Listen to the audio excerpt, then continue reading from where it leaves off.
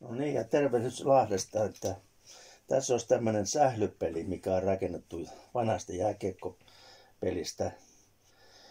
Tässä on pelaajat vähän eri lailla, että nämä pyörii joko myötä- tai vastapäivää yhden rivun kautta.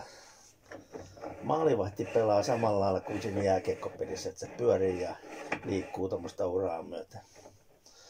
Ja pelipallona käytetään tämmöistä Fortunan kuulaa. Ja sitten peli on sillä tapaa säädetty, että tänne keskipisteeseen on se alin kohta. Eli pallo palaa aina sinne kun se on ollut liikkeellä.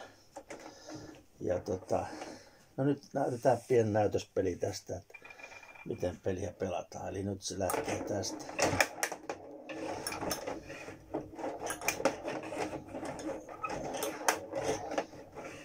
Tämä peli sopii hyvin niin kuin vähän pienemmillekin pelaajille, kun ei tarvitse yhtä hanikkaa pyörittää ja ei tarvitse kovin monia vipuja hallita.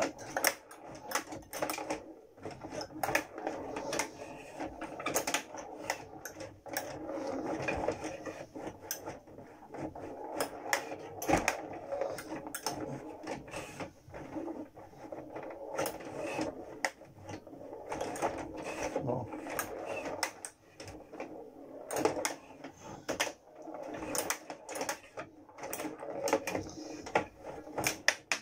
No.